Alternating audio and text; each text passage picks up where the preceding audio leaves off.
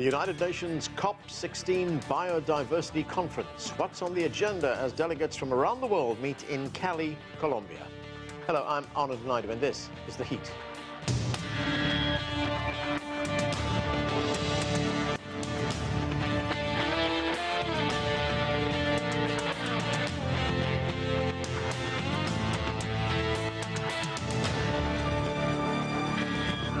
The UN COP16 Biodiversity Conference got underway in Cali, Colombia on Monday.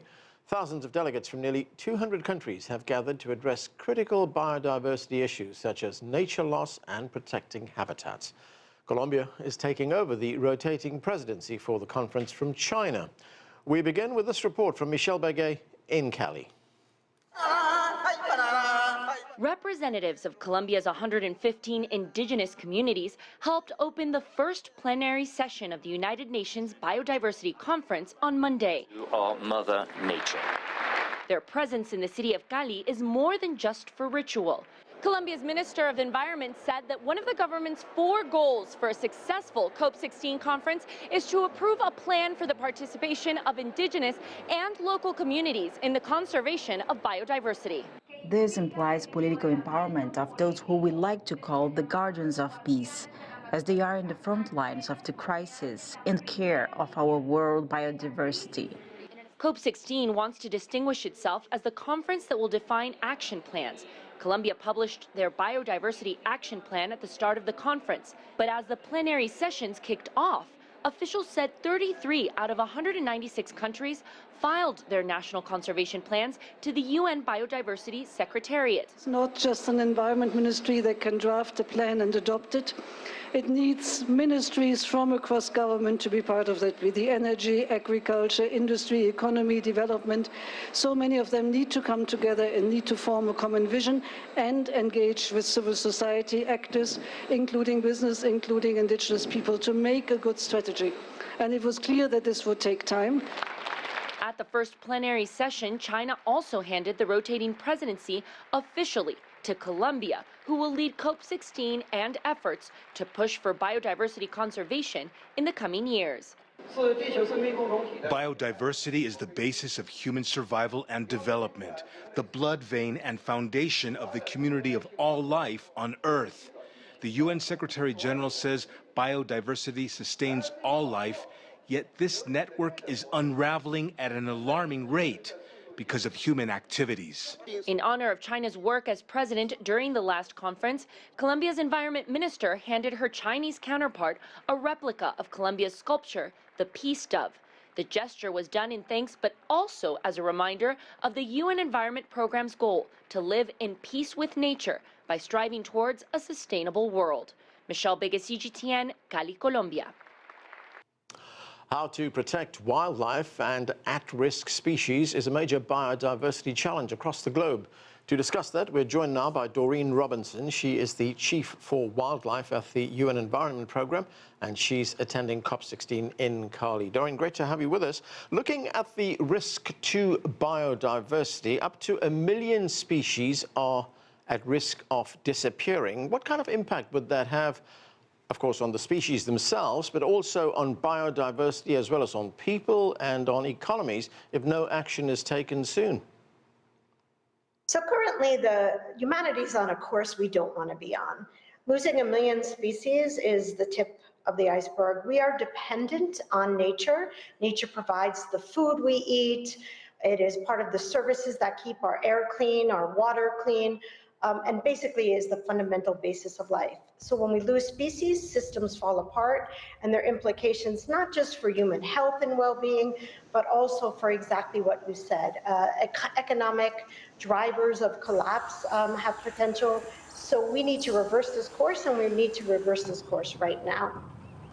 Right now, the United Nations Environment Programme talks about a triple planetary crisis, and the 3 parts of that is, of course, biodiversity loss, climate change and pollution as well. So how much is biodiversity loss being impacted by climate change and by pollution?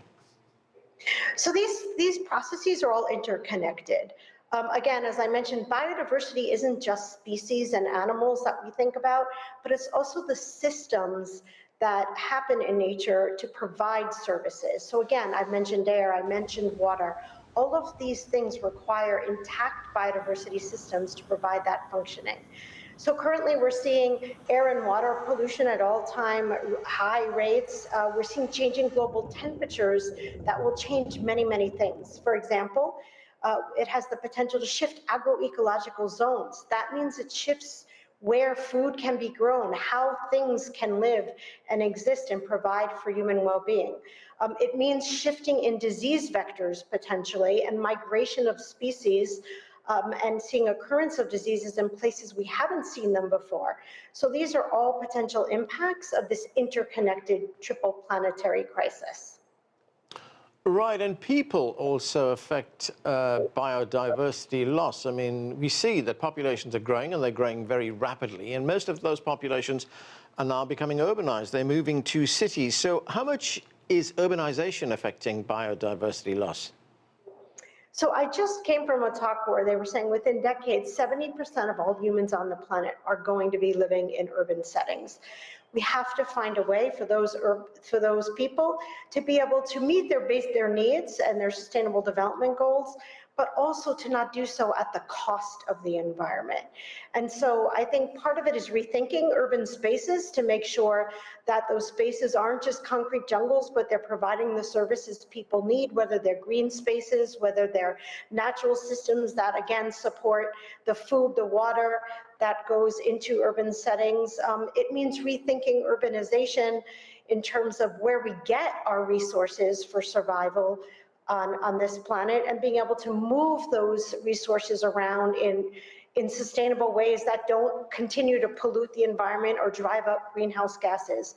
So it's a massive rethink that is needed in urban settings, but the good news is there are lots of solutions that are already available. Now, given how critical the situation is, I mean, how important is it to get the word out? How important is global communication? I mean, are we seeing enough international cooperation? Are we seeing multilateralism in dealing with biodiversity challenges to save things like, you know, animals, plants, and of course, critical habitats? So I'm here in Cali, Colombia, at the largest biodiversity conference in the world, and it's exactly about that. It's about communications and cooperation.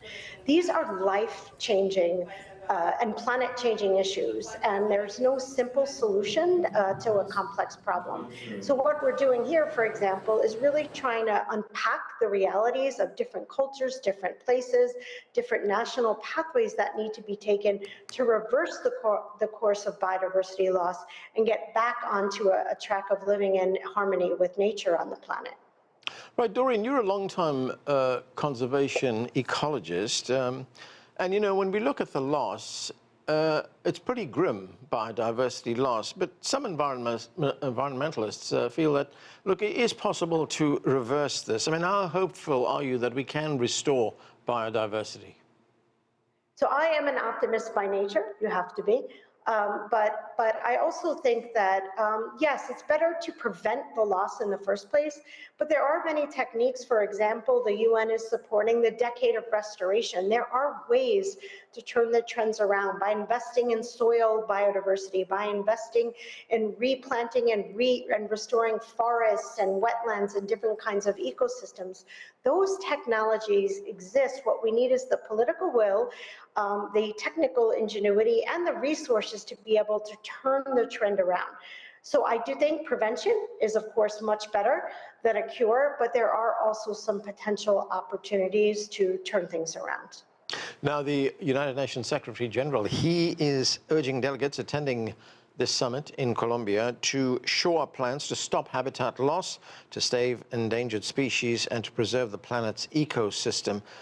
What are the concrete things you'd like to see come out of this COP16 summit? So I think there's a lot of business happening here at the COP summit. First and foremost, the world agreed on a broad plan to reverse the course of biodiversity loss, but we don't yet have the details at the country level. So we're seeing a number of countries update their national plans to be able to set truly measurable, accountable targets, for example, for how they will do that.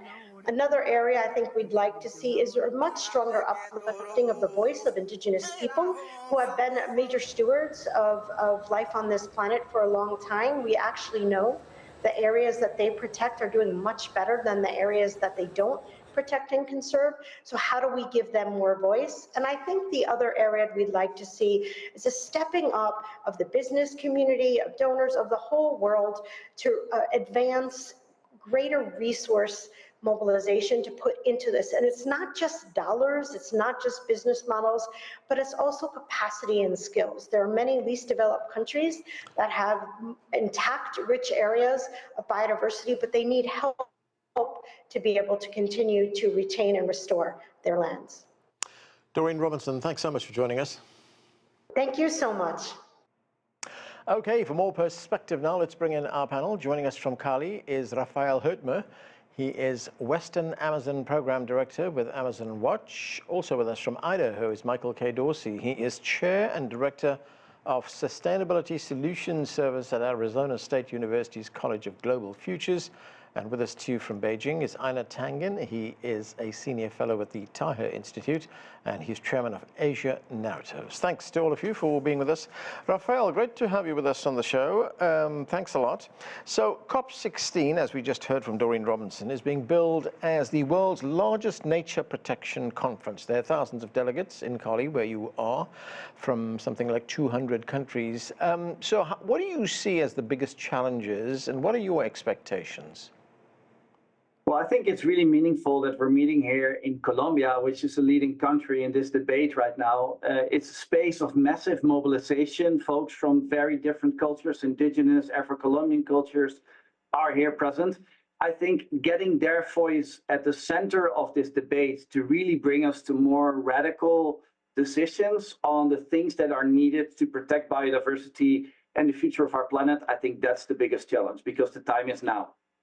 Do you get the sense, Rafael, that what's needed when we talk about this issue, when we talk about these challenges, is more awareness, better communication, to make the world aware that this is a serious issue and a serious challenge that we face? I do think that. I think the depth of the crisis that we're facing, that you already referred to in the earlier block, is very important. I think understanding that facing and countering this crisis really requires systemic change. It requires phasing out fossil fuels. It requires changing our mode of living, consumerism.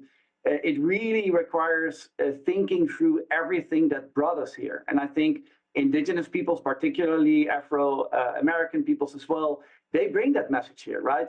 This is about making peace with nature. This is about transforming our way of life and really looking at the roots of this crisis. Right, you talk about the impact on indigenous people, Rafael, but really biodiversity loss impacts everyone, doesn't it? It does, definitely, but we know that indigenous peoples are the main stewards of biodiversity nowadays in the world. Of course, we work in the Amazon. The Amazon is the place where 20% of fresh water is being reproduced. It's the place of the highest biodiversity in the world. And of course, we know that the peoples who keep stewarding, guarding, safeguarding these areas remain being the indigenous peoples, right? And the violence over them and over these territories, that's what's putting in danger the future of our planet. Michael K. Dorsey, good to see you as well. The United Nations Secretary General Antonio Guterres he's emphasizing the need for more investment from both the public and private sectors to tackle these problems that we are talking about. Let's listen to some of what the Secretary General had to say. Your task at this COP is to convert words into action. That means countries presenting clear plans that align national actions with all the framework's targets. You must leave Cali with significant investments in the Global Biodiversity Framework Fund and commitments to mobilize other sources of public and private finance to deliver the framework in full. So, Michael, in terms of funding, where are we right now? How big is the shortfall? On it, we're absolutely short. We're short by literally thousandths of the measure. So far, countries have committed roughly about $250 million towards a $20 billion per year commitment that they made just 2 years ago at the previous UN meeting. So we really got a long way to go. We've got to increase the amount of investments, just like the Secretary General said. We've got to do that fast because we're on the face of losing literally millions of species per year, data that we know from a few years ago. And that problem of species loss is worsening as we shrink the amount of available habitat for those very same species, as we continue to despoil those remaining habitats, and as we also see rising temperature change across the planet that further undermines those ecosystems and the species that are within them. So we've got to really ramp up both the amount of money that we put towards tackling biodiversity loss, but also we've got to ramp up the regulations against those that are leading the despoliation and savaging biodiversity around the world. Michael, when I was talking to Dorene Robinson there from the United Nations Environment Programme, she said that she's optimistic that there will be some achievements at this conference, that some of these challenges will be met. How do you see it? I think we're in the right course, but that course really, we've got to scale it much, much more. Again, we're really thousands of the mark, off the mark in terms of investments, in terms of mobilizing capital. We haven't mobilized enough resources from governments, from the private sector, from philanthropies. We have mobilized, amounts at scale for war. The Ukraine war has cost, almost two times the amounts of commitments that we want to make to biodiversity. So the money is there, but it's being put towards the wrong objectives. And we've got to redirect that stuff to that's going to save the planet, not the stuff that's going to continue to destroy it. Right. Einar, Tangen, 2 years ago, there was the landmark Kunming-Montreal Global Diversity Framework Agreement. And they came up with 23 targets to halt and reverse, quote unquote, halt and reverse the loss of nature by 2030. That's not far away. That's in a few years. So how do the countries meet this challenge, especially in the developing world where, what Michael was talking about, funding is desperately needed? Well, that's the difficulty. I mean, the goals are very clear on it, but the compliance mechanisms and funding are not. And this is, very clear. I mean, 80% of the countries haven't submitted the plan that they agreed to, they self-agreed to submit. So you have a situation where how are you going to tackle this if countries aren't supplying the information that is necessary to set up these plans and make sure that there's enforcement? Hoping that technology will take care of this by itself, I think, is a little bit naive. And I also note that the big elephant in the room is population. The world's population has doubled. We're now at 8 billion people.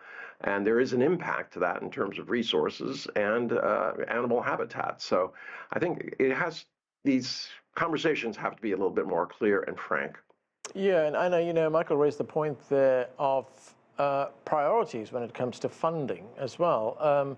There seems to be money available for wars, but not for other issues like saving the world's biodiversity. Well, exactly. I mean, we seem plenty of money to kill people, nothing to save them, or very little. And this is a priority that has to change. The U.S. has not participated. I mean, they did not ratify this part of COP. They just simply said, okay, we'll sign the agreements, but we don't ratify them through Congress, so they don't apply to us. They're observers, but they're not leading.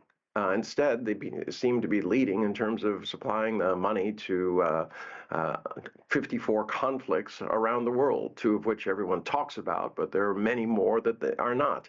And these are costing people and the environment.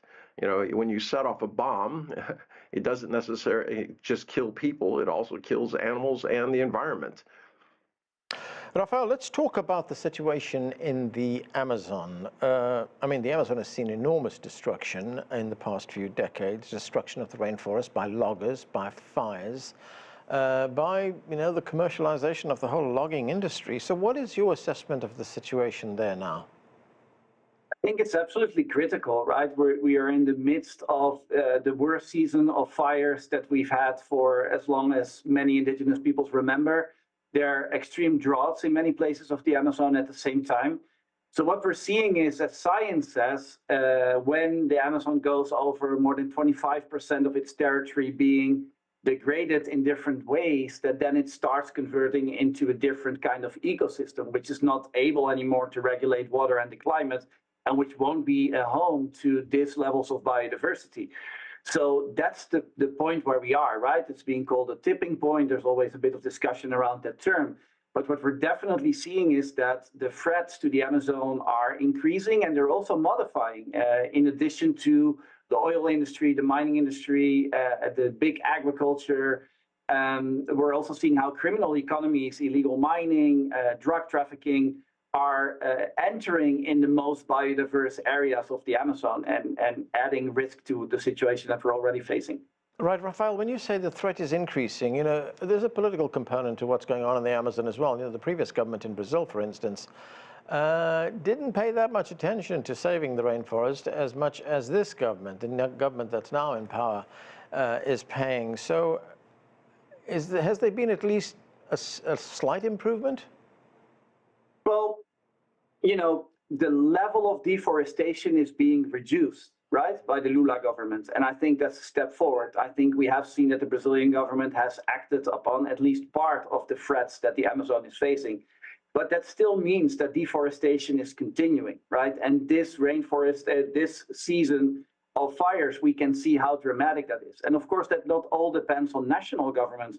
There's a lot of subnational governments who are actively promoting this. But also, as I said, different types of illegal actors are doing that as well. So yes, I think the Brazilian and Colombian governments represent a different position than the Peruvian one or the former Brazilian ones, but it's still not enough. Michael, one of the big targets is to put 30% of the sea areas under protection by 2030. Are we on target for that? You know, we're absolutely not on target for that. We're not on target by what they call the 30 by 30 target to do not just the seas, but also land areas and put increasing amounts of them under protection, 30% or even more. We really need to increase that by at least twice as much and possibly as much as 3 times as much. So we're way off course on delivering on that, in part because of the lack of commitments from some of the governments that are involved in these negotiations in Cali, but also because of the lack, again, of financial resources to not just simply designate those areas as protected, but put the resources to staff and accurately monitor and observe their protection as it plays out. And Michael, there is one other issue which is being discussed at this conference in Colombia. It's a bit of an arcane issue. Nobody talks about it too often, and that is the conference will also be looking at how genetic data is shared. You know, there are data banks which hold all this genetic data. It's used by pharmaceutical companies, by agriculture as well, and there has to be a system put in place to share this fairly. What can you tell us about that? Well, the monitoring of who gets access to genetic material is absolutely critical because we know that the poorest countries in the world, they are the keepers, as it were, of the most and greatest amounts of genetic material and biodiversity, as we call it. And quite often, companies from the richest countries that have the least amount of biodiversity are collecting and surveying and obtaining biodiversity, sometimes illegally, sometimes without the right permissions and protocols. So we do need to increase the vigilance over the system of monitoring the transfer and movement of genetic materials, but also we need to have a regime that compensates those countries that hold that biodiversity, that hold the world's genomic resources, as it were. Those are the poorest countries. So we can use the money that companies in the rich countries make from accessing genomic diversity in the poorest countries. We can use some of those resources to pay for the protection of biodiversity. And right now, we don't really have the strong legal multilateral framework to do so, and we very much need one. I want to ask you about something that I talked to Dorene Robinson about, and that is global communication. How important is that, you know, for us to engage in a larger dialogue about what is going on right now and to adopt the multilateral approach, which is championed so often by China?